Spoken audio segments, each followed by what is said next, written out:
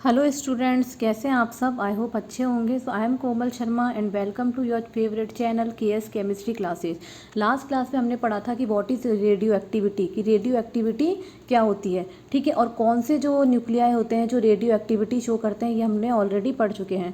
जिसमें हमने बताया था कि जो अनस्टेबल न्यूक्लियाई होते हैं वो क्या करते हैं कि स्टेबिलिटी को गेन करने के लिए अल्फ़ा बीटा गामा पार्टिकल्स को बाहर निकालते हैं। और इससे क्या होती है, जब अल्फ़ा बीटा गामा पार्टिकल्स बाहर निकलते हैं तो उससे स्टेबिलिटी वो गेन कर लेते हैं, ठीक है। तो हमने ये पढ़ लिया था कि कौन कौन से मॉलिक्यूल या जो है रेडियो एक्टिविटी को शो करते हैं। अब आज हम पढ़ेंगे कि what is alpha beta gamma decay, ठीक है। तो सबसे पहले हम पढ़ते हैं कि अल्फ़ा डीके की व्हाट इज़ अल्फ़ा डीके।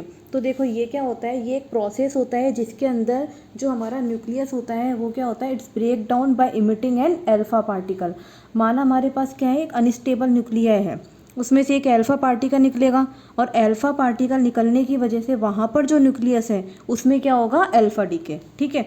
तो अल्फ़ा डीके से अनस्टेबल न्यूक्लियाई क्या होता है, स्टेबल होगा और न्यू प्रोडक्ट क्या होगा, क्रिएट होगा। So what is an alpha particle. तो अल्फ़ा पार्टिकल जो होता है it has 4 unit of atomic mass and 2 unit of positive charge, ठीक है।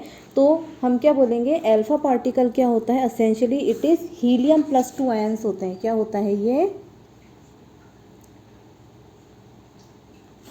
हीलियम प्लस 2 आयंस होता है। और इसके अंदर क्या होता है, देखो इसके अंदर हीलियम में क्या होता है, 2 प्रोटॉन्स होते हैं और 2 न्यूट्रॉन्स होते हैं। हीलियम में क्या होते हैं, 2 प्रोटॉन होते हैं और 2 न्यूट्रॉन्स होते हैं, ठीक है। तो टोटल मास कितना होगा, हम क्या बोलते हैं, टोटल मास की जब हम बात करते हैं तो वो क्या होता है, प्रोटॉन प्लस न्यूट्रॉन, ठीक है। तो टोटल मास हमारा क्या हो जाएगा, 2 प्रोटॉन 2 न्यूट्रॉन मतलब 4 हो जाएगा, ठीक है। तो अल्फ़ा पार्टिकल में जो हम देखेंगे, अल्फ़ा पार्टिकल क्या होता है, हीलियम सी होता है जनरली। तो हम क्या बोलेंगे, अल्फ़ा जो है इसमें क्या होते हैं कि हम एटॉमिक मास यहाँ लिखते हैं, यहाँ पे एटॉमिक नंबर लिखते हैं और ऊपर क्या होता है हमारा एटॉमिक मास। तो ठीक है, ये हमने बोला कि ये क्या होता है कि अल्फ़ा पार्टिकल एक तरह से क्या होता है, हीलियम के पार्टिकल्स ही होते हैं। तो अल्फ़ा पार्टिकल में क्या होंगे, टोटल क्या होंगे, 4 न्यूक्लियॉन्स होते हैं। 2 प्रोटॉन है 2 न्यूट्रॉन है, इस तरह से +2 चार्ज क्रिएट होते हैं। मतलब अल्फ़ा पर क्या होगा, ये +2 चार्ज क्रिएट होता है। क्यों होता है, क्योंकि यहाँ पर इलेक्ट्रॉन कोई भी नहीं है। यहाँ पर हम क्या बोल रहे हैं कि इलेक्ट्रॉन नहीं है, तो यहाँ क्या होगा, ओनली +2 चार्ज होगा। अब अगर मैं बात करूँ, सपोज मेरे पास कोई एक ऐसा रेडियो एक्टिव एलिमेंट है जिसका खुद का एटॉमिक नंबर क्या हो, Z हो, ठीक है। तो यहाँ देखो हम बोलते हैं कि जैसे कोई हमारा हम बोल रहे हैं कि एक कोई हमारा पार्टी का रेडियो एक्टिव एलिमेंट है जिसका खुद का एटॉमिक नंबर तो क्या है, एटॉमिक नंबर उसका क्या है, Z, ठीक है। और मास नंबर क्या है उसका, M, ठीक है।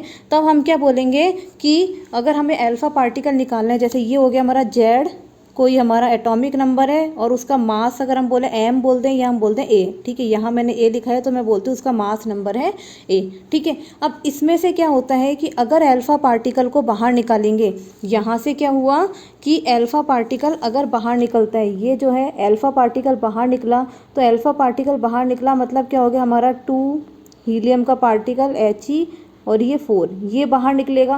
ये जब बाहर निकलेगा इसका मतलब क्या होगा कि ये जो Z हमारा है एटॉमिक नंबर, इसमें से क्या हो जाएंगे, 2 माइनस होकर ये Z-2 बनेगा।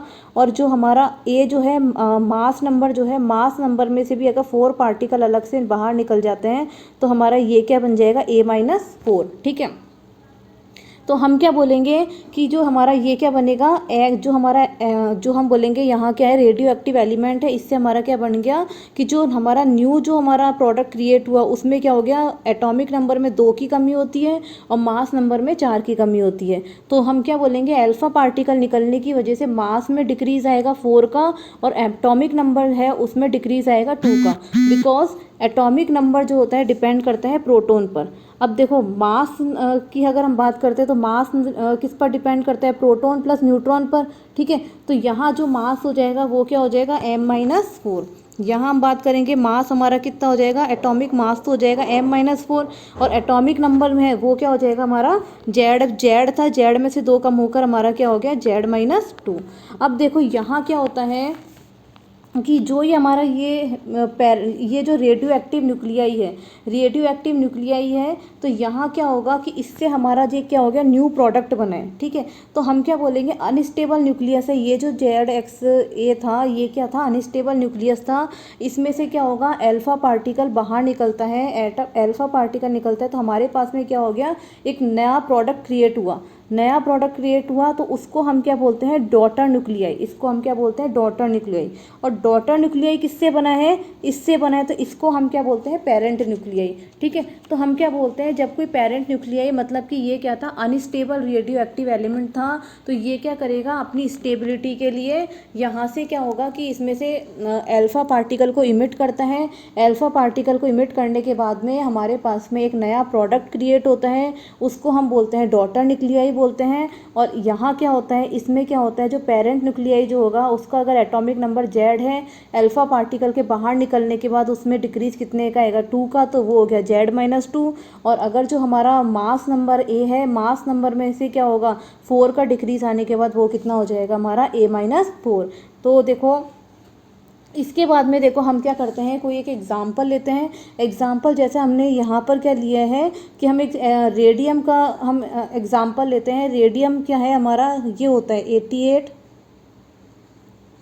रेडियम 226। ठीक है, 88 रेडियम 226। अब यहाँ से अगर मान लो हम बोलते हैं ये हमारा पेरेंट न्यूक्लियाई है, पेरेंट न्यूक्लियाई अगर हम बोलते हैं कि ये अनस्टेबल है। अब ये अनस्टेबल है, तो यहाँ से अगर हम क्या करेंगे कि एक अल्फा इमिशन करते हैं, अल्फा इमिशन करेंगे, तो यहाँ से क्या होगा, हमारा ये हीलियम का पार्टिकल बाहर निकलेगा। ठीक है, हीलियम का पार्टिकल बाहर निकला, तो इससे क्या होगा हमारा कि जो हमारा जो ये एटॉमिक नंबर है, एटॉमिक नंबर में तो क्या हो जाएगा, 2 की कमी आ जाएगी, तो ये तो क्या हो जाएगा 86। और मास नंबर जो है उसमें 4 की कमी आएगी, तो ये कितना हो जाएगा, 226 - 4, तो ये कितना हो जाएगा, 222। और यहाँ क्या हो जाएगा, 86 अगर हम एटॉमिक नंबर देखते हैं किसका होता है, ये होता है रेडॉन का। ठीक है, तो हम क्या बोलते हैं, रेडियम जो है, रेडियम में से हम अगर अल्फा इमिशन करते हैं, तो हमारा पार्टिकल क्या बनेगा, एक न्यू एलिमेंट बना, रेडॉन। तो हमने क्या बोला, जो रेडियम है, यहाँ पर रेडियम क्या हो गया, पेरेंट न्यूक्लियाई हुआ। पेरेंट न्यूक्लियाई में से अल्फा इमिशन होने के बाद में हमको एक डॉटर न्यूक्लियाई जो बनता है, वो हमको मिल गया रेडॉन का। ठीक है, तो ये होता है हमारा अल्फा डीके। इसके बाद नेक्स्ट हम देखते हैं बीटा डीके। तो देखो बीटा पार्टिकल, इसमें क्या होगा, बीटा डीके में बीटा पार्टिकल इमिशन होता है। और ये क्या होता है, बीटा पार्टिकल जो होते हैं वो क्या होते हैं, हाई एनर्जी के इलेक्ट्रॉन्स होते हैं। ये क्या होते हैं हमारे बीटा पार्टिकल जो होता है, वो क्या होता है, बीटा पार्टिकल हाई एनर्जी के इलेक्ट्रॉन्स होते हैं।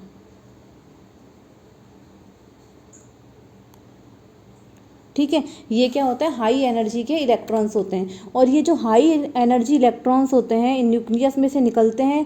और ऐसा नहीं है कि जो एलिमेंट है उसके खुद के इलेक्ट्रॉन निकल के जा रहे हैं, न्यूक्लियस में इलेक्ट्रॉन जब निकल के जाते हैं उसे बीटा पार्टिकल बनते हैं। मतलब हम बोल रहे हैं कि जो हम बोल रहे हैं ये हाई एनर्जी के इलेक्ट्रॉन्स होता है। हाई एनर्जी का मतलब जैसे मान लो ये न्यूक्लियस है, न्यूक्लियस के चारों तरफ ये इलेक्ट्रॉन होता है, तो हम बोल रहे हैं कि यहाँ जो हाई एनर्जी के इलेक्ट्रॉन, मतलब इसके खुद के इलेक्ट्रॉन, मतलब ये वाले इलेक्ट्रॉन नहीं जाते, जो ये न्यूक्लियस जो है, इस न्यूक्लियस में से इलेक्ट्रॉन जब निकल के जाता है तो हम उसको बोलते हैं बीटा पार्टिकल। ठीक है, और ये बीटा पार्टिकल क्या होता है, न्यूक्लियस में से निकला कैसे, तो देखो हम बोलते हैं कि न्यूक्लियस में प्रोटॉन न्यूट्रॉन होता है, पर ये न्यूक्लियस में से निकलते हैं।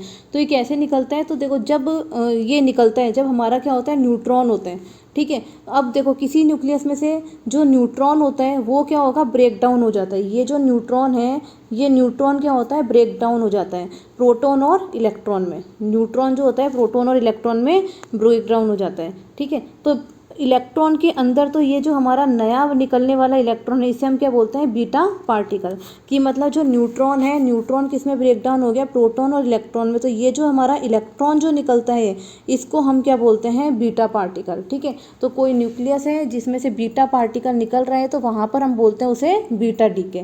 ठीक है, सेम एज क्या होगा, इसी वही न्यूक्लियस जो हम अल्फा डीके जो देखते हैं, उसी तरह से यहाँ भी क्या होगा, जैसे अल्फा पार्टिकल में से निकलते हैं तो उसे हम अल्फा डीके बोलते हैं। तो यहाँ क्या होगा, जैसे बीटा पार्टिकल निकलेगा तो हम उसको क्या बोलेंगे, बीटा डीके। तो देखो यहाँ क्या होगा कि ये जो हमारा पेरेंट न्यूक्लियाई है, ठीक है, ये जो पेरेंट न्यूक्लिया है और ये जो डॉटर न्यूक्लिया बना साथ में, तो यहाँ से हमारा साथ में क्या होगा, बीटा पार्टिकल निकलता है। यहाँ पर मास नंबर और एटॉमिक नंबर में क्या चेंज हुआ, तो देखो न्यूट्रॉन किससे बना है हमारा, प्रोटॉन प्लस इलेक्ट्रॉन से। ठीक है, तो ये जो इलेक्ट्रॉन है हम इसी को क्या बोल रहे हैं, ये क्या होता है हमारा बीटा पार्टिकल है। तो यहाँ पर जो भी न्यूट्रॉन ब्रेक डाउन हुआ तो उसकी वजह से वहाँ पर एक प्रोटॉन बना और वहाँ पर बीटा पार्टिकल बना। और बीटा पार्टिकल एसेंशियली एक इलेक्ट्रॉन है which is high energy, electron जिसका चेंज ना होता है, और जिसका चेंज मतलब हम बोलें कि -1 होता है, जिसमें जो चेंज होगा वो कितने का होगा, एटॉमिक नंबर में -1 का चेंज होता है। और इलेक्ट्रॉन का मास हम नेग्लिजिबल लेकर चलते हैं, मतलब किसी पेरेंट न्यूक्लियाई में से बीटा पार्टिकल निकला है तो उसके मास में क्या होगा, कोई चेंज नहीं आएगा, बिकॉज निकलने वाला पार्टिकल क्या है, इलेक्ट्रॉन है, जिसका मास हम नेग्लिजिबल लेकर चलते हैं। ठीक है, तो हम क्या बोलते हैं कि मास में कोई चेंज नहीं होगा, बट एटॉमिक नंबर में चेंज आएगा, क्योंकि एटॉमिक नंबर जो होता है वो क्या है, it is the number of protons. ठीक है, तो यहाँ जो हम बोलेंगे ये जेड जो है, ये जेड क्या है, नंबर ऑफ प्रोटॉन। ठीक है, जेड क्या होता है हमारा, नंबर ऑफ प्रोटॉन्स होता है। तो बीटा डीके होने पर जो प्रोटॉन है ये क्या करेगा, इससे क्या होगा, हमारा एक्स्ट्रा प्रोटॉन क्रिएट हो रहा है, सो नंबर ऑफ प्रोटॉन क्या हो जाएंगे, इंक्रीज हो रहा है। क्योंकि यहाँ देखो ये जेड था, यहाँ हमारा क्या किस में टूटता है, ये न्यूट्रॉन, जो हमारा जो न्यूट्रॉन है प्रोटॉन प्लस इलेक्ट्रॉन में टूटा। इलेक्ट्रॉन क्या होता है, बीटा पार्टिकल होता है, जिस पर हम बोलेंगे कि जो एटॉमिक नंबर में चेंज आता है वो कितने का आता है, -1 का आता है, पर हम मास जो है उसका हम नेग्लिजिबल लेकर चलते हैं। तो जब -1 का जो इसमें चेंज आता है तो इसका मतलब क्या हो गया कि जो हमारा यहाँ पर जो हमारा ये प्रोटॉन इसने क्या किया, एक्स्ट्रा -1 का मतलब ये क्या कर रहे हैं, एक एक्स्ट्रा प्रोटॉन को क्रिएट कर रहे हैं। तो नंबर ऑफ प्रोटॉन हमारे क्या हो जाएंगे, इंक्रीज हो जाएंगे। मतलब ये न्यूट्रॉन जो न्यूट्रॉन था इसने क्या किया, प्रोटॉन प्लस इलेक्ट्रॉन, मतलब ये जो हमारा बीटा पार्टिकल था, ये बीटा पार्टिकल में मैंने बोला कि एटॉमिक नंबर में -1 का चेंज आता है, ये इलेक्ट्रॉन था, मास में चेंज आता है 0 का, मतलब नेग्लिजिबल है, ये हो गया। तो ये बीटा पार्टिकल या इसको हम बोले ये एक तरह से क्या हो गया, ये एक्स्ट्रा हो गया इसमें। ठीक है, ये क्या हो गया, एक्स्ट्रा। बट जो मास है उसके अंदर कोई चेंज नहीं आएगा। कोई जनरल इक्वेशन देखते हैं तो उसमें क्या होता है, जैसे मान लो हमने ये लिया जेड एक्स है, तो वहाँ पर जो डॉटर न्यूक्लियाई बनेगा उसका मास तो क्या रहेगा, सेम रहेगा, बट नंबर ऑफ प्रोटॉन क्या हो जाएंगे, इंक्रीज हो जाते हैं, और कितने से, 1 से। मतलब कि ये पहले जेड था और यहाँ से हमने -1 इसका मतलब एक नया प्रोटॉन हमारा क्रिएट हुआ, और यहाँ क्या हो गया, इसका एटॉमिक नंबर -1 है, नया प्रोटॉन क्रिएट होने की वजह से ये क्या हो जाएगा, जेड +1 हो जाएगा। और मास जो हमारा रहेगा एस, वो क्या रहेगा, सेम रहेगा, उसमें हमारा कोई भी चेंज नहीं होगा। ठीक है, तो मतलब पेरेंट न्यूक्लियाई से जब हम डॉटर न्यूक्लियाई बनाते हैं तो उसमें क्या होता है, जो और बीटा पार्टिकल निकलने के बाद में जो हमारा एटॉमिक नंबर में जो होता है वो इंक्रीज हो जाता है 1 से। ठीक है, तो एटॉमिक नंबर तो हमारा क्या हो गया, यहाँ पर m हो गया, और एटॉमिक नंबर क्या हो गया हमारा, Z+1। यहाँ हम बोलते हैं कि यहाँ क्या हुआ, बीटा पार्टिकल निकालते हैं तो मास में जो चेंज नहीं आएगा, पर एटॉमिक नंबर में क्या होगा, 1 से इंक्रीज हो जाता है। तो यहाँ देखो क्या होता है कि जो हमने पेरेंट न्यूक्लियाई लिया, यहाँ पर क्या हो गया, बीटा पार्टिकल ने इसको हिट किया, और बीटा पार्टिकल ने जब इसको हिट किया तो यहाँ से क्या होगा, एटॉमिक नंबर में 1 जो इंक्रीज हो जाएगा। तो ये 82 से कितना हो गया, 83 हो गया, और ये इसमें मास में कोई चेंज नहीं होता, तो ये कितना हो गया, 214। ठीक है, तो अब देखो हम यहाँ पर अब देखते हैं कि जैसे कि बीटा डीके हुआ, यहाँ मेरे को एक एग्जांपल लेते हैं। तो एग्जांपल में अगर हम बोलें कि एक क्या होगा, अल्फा इमिशन और 2 बीटा इमिशन करते हैं, तो हमको क्या होता है कि एक आइसोटोप मिलता है। रिजल्ट क्या आता है, उसका डॉटर न्यूक्लियाई जो होगा वो उसका आइसोटोप मिलेगा। सपोज जैसे मान लो कि मैंने ये लिया 84 पोलोनियम 218। ठीक है, मतलब मैंने बोला कि अगर मैं जैसे 84 218 है पोलोनियम कोई भी अगर मैं एक एलिमेंट लेती हूँ, उसमें से मैंने क्या किया कि अगर कोई भी पेरेंट न्यूक्लियर मैंने ऐसा लिया है जिसमें मैं क्या करूँ, एक तो अल्फा इमिशन करूँ और 2 बीटा इमिशन करूँ, तो मुझे क्या होगा, इस पोलोनियम का आइसोटोप मिलेगा। तो एक आइसोटोप को हमको अगर चाहिए तो हम क्या करेंगे, एक अल्फा इमिशन करते हैं, 2 बीटा इमिशन। तो देखो क्या होता है, सबसे पहले मैंने इसका अल्फा इमिशन किया, अल्फा इमिशन करूँगी मतलब क्या होगा, हमको पता है एटॉमिक नंबर में तो क्या हो जाएगा, 2 डिक्रीज होगा कितने से, 2 से, और मास नंबर डिक्रीज होगा किससे, 4 से। तो ये तो क्या हो जाएगा 84 से, ये कितना बन जाएगा हमारा 82, और ये जो 218 है, 218 -4 करेंगे तो कितना हो गया, 4, ठीक है। तो ये हो गया 82 214। तो 82 जो हमारे को पता है कि एटॉमिक नंबर किसका होता है, पीबी का, ठीक है। तो एक चेंज हमने ये कर दिया, अल्फा इमिशन कर दिया। अब क्या बोल रहे हैं हम कि 2 बीटा इमिशन करें। 2 बीटा इमिशन का मतलब मैं सबसे पहले एक बीटा इमिशन करती हूँ। बीटा इमिशन करने से हमें पता है कि जो एटॉमिक वो मास नंबर है, मास नंबर में कोई भी चेंज नहीं आएगा। मैं इसको यहाँ लिखती हूँ, मास नंबर में क्या होगा, कोई भी चेंज नहीं आएगा। पर जो एटॉमिक नंबर है, एटॉमिक नंबर क्या होता है, 1 से इंक्रीज़ हो जाता है। तो ये कितना हो गया, 83। 82 था, 82 से क्या हो गया 83। अब 83 एटॉमिक नंबर किसका होता है, बिस्मिथ का हो गया। अब इसके बाद मैं क्या करती हूँ कि दोबारा मैंने दोबारा मैंने इसमें बीटा इमिशन किया। दोबारा बीटा इमिशन किया तो क्या होगा, अब की बार भी मास नंबर तो हमारा कितना रहेगा, 214। पर जो हमारा एटॉमिक नंबर था वो 83 की जगह क्या हो जाएगा, 84 हो जाएगा। और 84 किसका हो गया, पोलोनियम का। तो इसका मतलब देखो क्या हुआ, पहले एटॉमिक नंबर 84 और 84। तो हमको पता है आइसोटोप्स का मतलब क्या होता है, जिसमें एटॉमिक नंबर तो सेम होता है पर एटॉमिक मास जो होता है वो क्या होता है, डिफरेंट होता है। तो एटॉमिक नंबर 84, ये भी 84, पर मास देखो, मास यहाँ 218 था, यहाँ 214 हो गया। तो इस तरह से हमको क्या हुआ कि पोलोनियम ही मिला, पर पोलोनियम का हमको आइसोटोप मिल गया। मतलब हम क्या बोले कि कोई भी हमारा अगर जो आइसोटोप है, या हम कोई भी हम बोले कि एक रेडियो एक्टिव एलिमेंट है, उसमें से हम क्या करते हैं कि एक अल्फा इमिशन करें और 2 बीटा इमिशन करें, तो हमको क्या मिलता है कि हमको जो पेरेंट न्यूक्लियाई था उसका जो डॉटर न्यूक्लियाई मिलेगा वो क्या होगा, उसका आइसोटोप होगा, ठीक है। तो क्या होगा, ठीक है। अब इसके बाद में हम देखते हैं गामा डीके, कि गामा डीके क्या होता है। तो देखो गामा डीके में क्या होता है कि कोई भी अल्फा या बीटा पार्टिकल जो निकलता है, वहाँ पर जो पेरेंट न्यूक्लियाई थे जिनसे डॉटर न्यूक्लियाई बन रहा है, इस प्रोसेस के अंदर क्या होता है, कुछ एनर्जी रिलीज करते हैं, ठीक है। वो क्या होती है, गामा रेस की फॉर्म में निकलती है। कि हम ये बोल रहे हैं चाहे हम अल्फा पार्टिकल निकालें, मतलब अल्फा डीके हो चाहे बीटा डीके हो, तो साथ में क्या होता है, कुछ एनर्जी, हम बोले कुछ एनर्जी बाहर निकलती है। जैसे ये पेरेंट न्यूक्लियाई था, ये डॉटर था। यहाँ से क्या हुआ कि हमने चाहे अल्फा डीके किया चाहे बीटा डीके किया, साथ में क्या होती है, कुछ एनर्जी बाहर निकलेगी। उस एनर्जी को हम क्या बोलते हैं, गामा रेस, ठीक है। तो इनमें क्या होता है, हाई अमाउंट ऑफ एनर्जी निकलती है।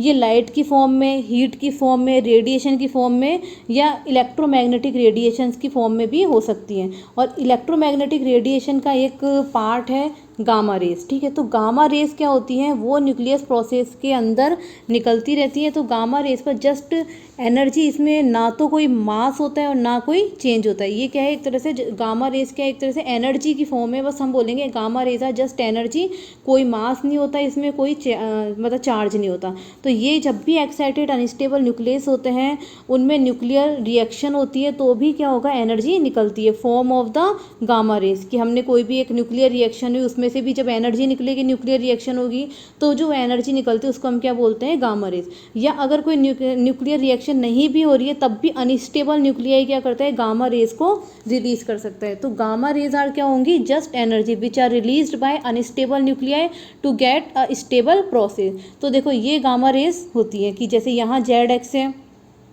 कोई भी ये एक्स के ऊपर स्टार है, मतलब ये क्या हो गया, अनस्टेबल न्यूक्लियाई है। इसमें से क्या हुआ कि हमारा एक ये प्रोडक्ट क्रिएट हुआ, मतलब जो हमारा पेरेंट जो एक्साइटेड न्यूक्लियर स्टेट था, उससे क्या हो गया, डॉटर न्यूक्लियर क्रिएट हुआ।